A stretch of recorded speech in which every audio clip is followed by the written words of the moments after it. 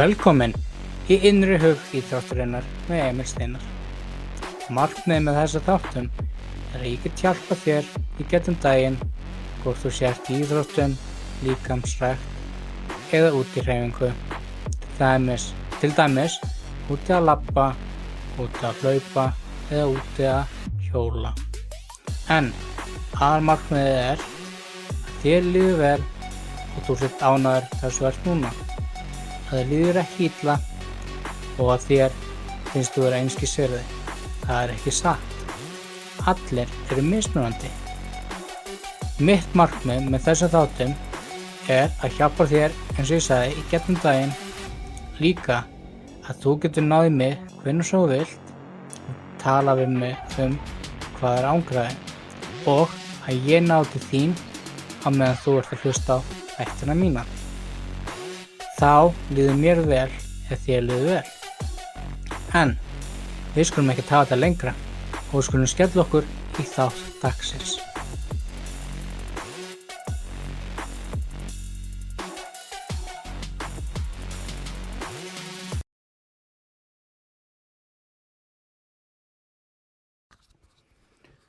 Komið sæl og velkomin í þátt dagsins. Í dag ætlum við að tala sambönd. Hvað er sambönd? Ég ætla að segja eitthvað það. Samband er það að ef þú elskar manneskjuna það mikið vilt vera með honum eða henni þá ekki bíða með það. Því ef þú bíðir með það þá veistu aldrei hvað gerist.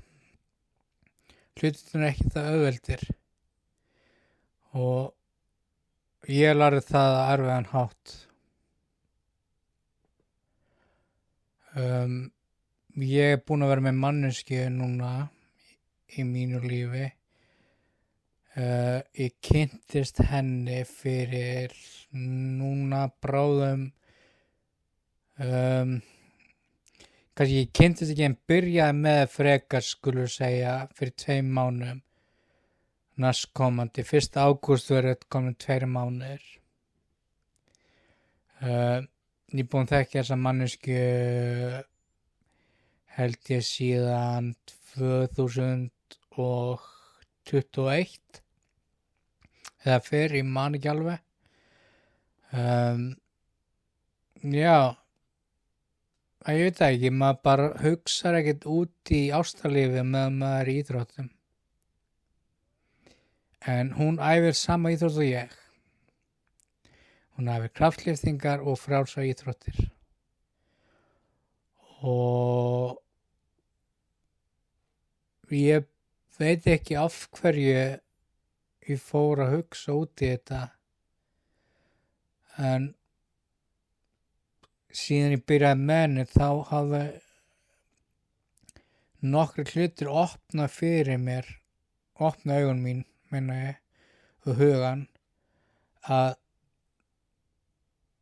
þegar þú ert í sambandi þá er allt öðruvísi tilfinningar en þú ert með. Til dæmis, þú ert meiri opinn og ert meiri, ég veit ekki, glaður og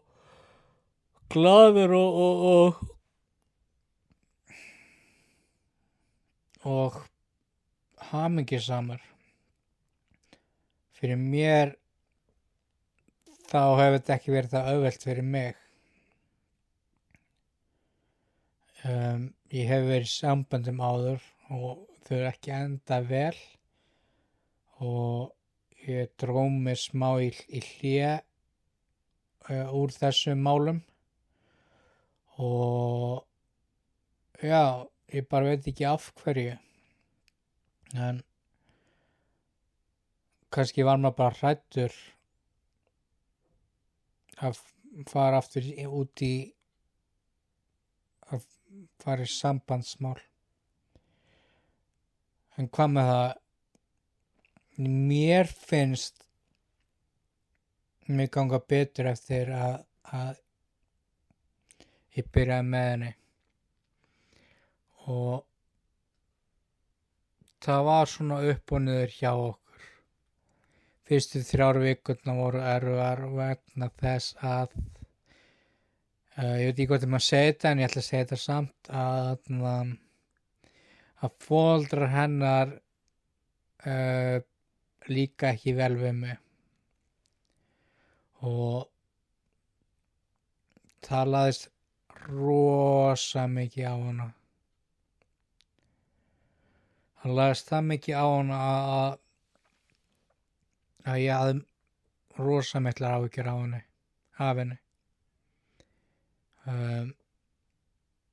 Ég held eftir 2 vikur þá brotnaði hún andlega niður vegna þess að foreldrar hennar töluðu ekki við hana í 4 til 5 daga, hunsuðu hana bara og voru bara með leiðindi og hótanir og bara þú var með mér og ég gerði það fáránlegasta hlut. Þetta var komið það andlega og líkamlega fyrir hana að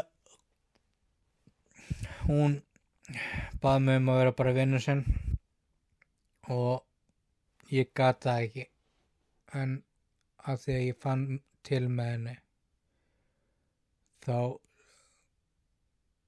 sagði já og það var heimskulegt sem ég gerði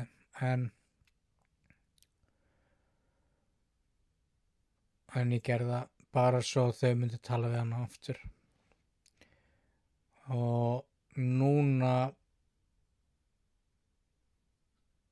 er svona hægt að róla að koma aftur á stað en þetta voru fyrstu 2 vikur eftir að byrjum saman taka fram og ég veit það ekki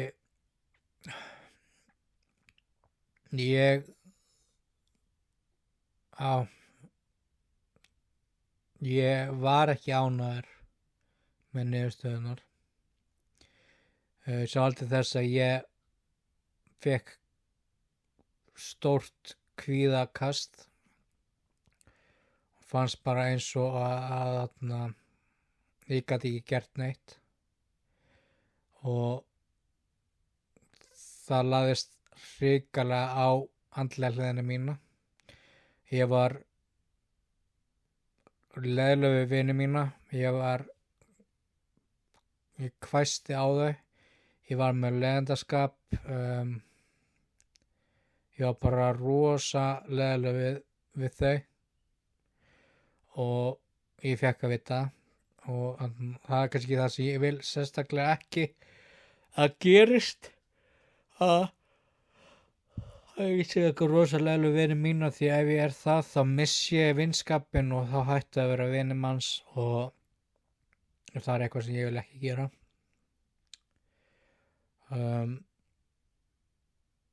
Ég brotnaði andlega niður og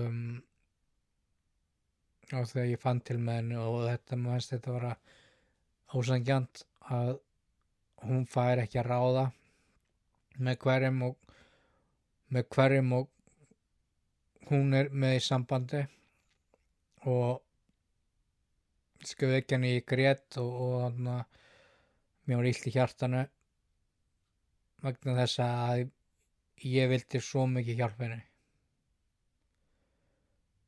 en ég bara gata ekki að því ég vissi hvernig ég átt að gera það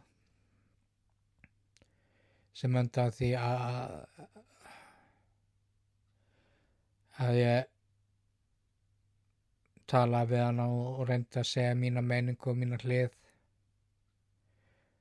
að mér er alveg sama hvað þeim finnst og að það á ekki að vera svona.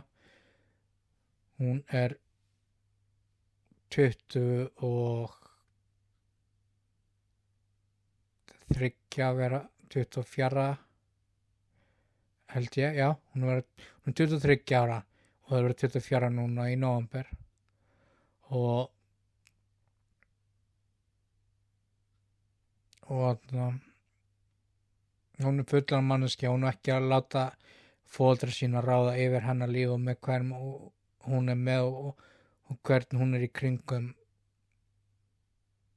Mín skoðun er það að ekki láta foreldra ykkar stjórna ykkar lífi með ef þið er í sambandi eða ekki, ef nýbyrju sambandi, ekki láta foreldra ykkar eða annað fólk hafa skoðun á ykkar lífi.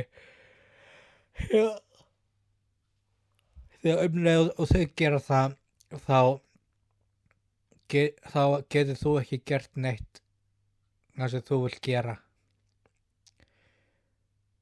Og þetta fer bara með andlega hliðina þína því miður og mikið, og að ekki láta þau stjórna ykkar lífi. Þið þurfa að fá að blómstra, þið þurfa að fá að vera sjálfstæð. Ef þetta gengur ekki og mannskja býr ennþá heim með foreldrum sínum, þá annarkot finni ykkur húsnæði eða slítið bara samband við foreldra ykkar. Það er eitthvað sem ég vil helst ekki gera, en ef niðurstaðan kemur á því, þá er það eina valkosturinn að gera. Ég er hamingjusamur, eins og ég sagði. Ég talaði við hana, náði til hennar sem betur fer, gat satt mína skoðun á hlutunum, og það sem mér finnst leiðilegast er það að ef þú fari ekki að vera hamingjusam og fari ekki að blómstra og vera í sambandi með manneski sem þú ert hrifinn af, þá er eitthvað rosa mikið að. En kannski hann með mál með vexti að hún var hrifin af mér á síðasta ári, vorum í æfingabúðum, en hún sagði ekki neitt við mig út af fóreldrar voru með henni, og hún var hrædd að ef hún hefur sagt eitthvað við mig þá hef ég afneitað henni. En ég hafði hvort sem er sagt bara já við henni, þegar ég er búin að vera, eins og ég sagði, lengi í þessum bransa að reyna að finna réttu manneskjuna, og ef hún er sagt það fyrr þá var ég öll að komið ár. En svona er bara lífið, veist, maður getur ekki gert það sem er í fortíðinni, frekar horfa á framtíðina, og ég vona að ég fái að blómstra hans meira með henni. Hún æfi hér sama félag og ég er öll búin að segja það, en ég hef tekið eftir því að hún hefur verið að horfa á mig á æfingum, sem er ekki slæmt, en líka bara að ekki vera hræddur að taka næsta skref. Þið getið þetta, ég hef trú á ykkur, að einhvern tímann þá er bara lífið svona. Já. Eins og ég sagði, ég vona að þetta getur kannski hjálpað ykkur aðeins, en ef þú ert hrikalega hrifin af manneskjunni, ekki hika við að segja tilfinninguna við hana. Aftur á móti er núna mót í september. Hún við bæði fara til Svíþjóðar, en hún fer á 2 dögum undan mér og fer til Malmö, en ég fer til Uppsala.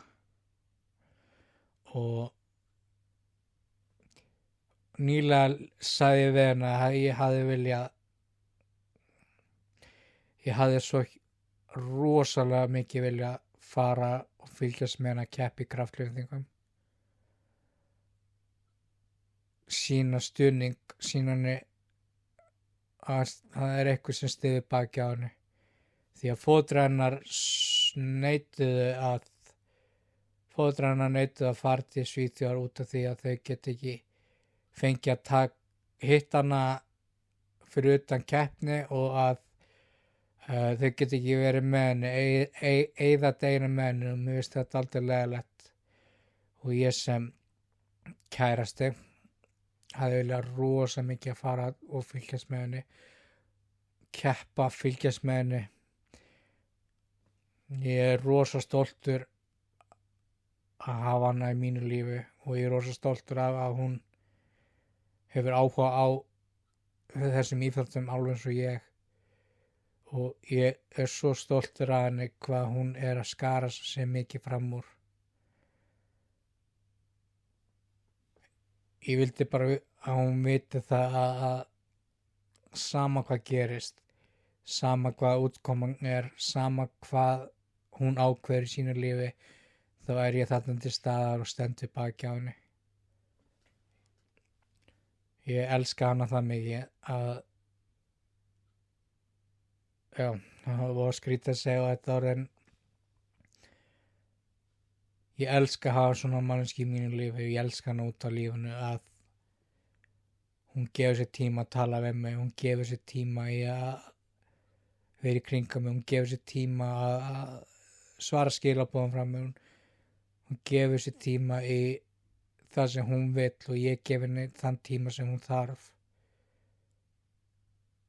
og það kannski eini parturinn af henni að það sem ég elska og hrifinn af það að hún ekki hrædd að segja síðan tilfinningar og ég vona að þetta muni haldast út næsta ár og út þann næsta ár hjá okkur að við getum haldið þessu sambandi það sterku og vel tengdu og að við förum ekki í sikkur áttina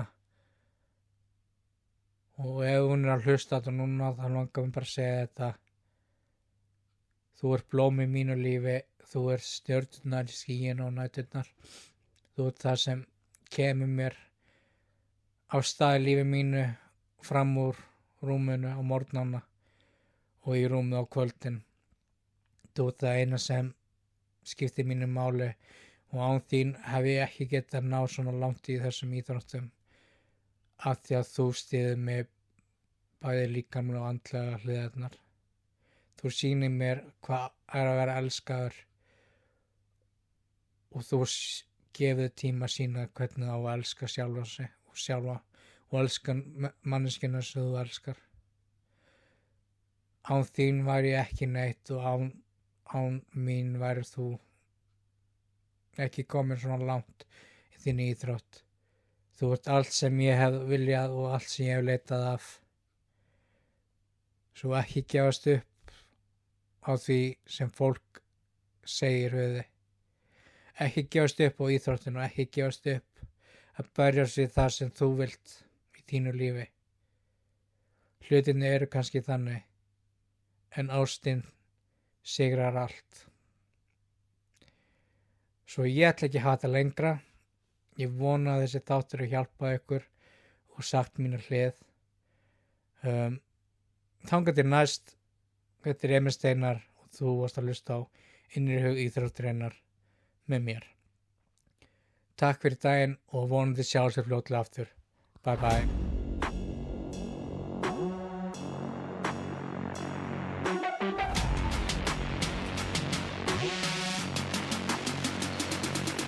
Takk fyrir að hlusta.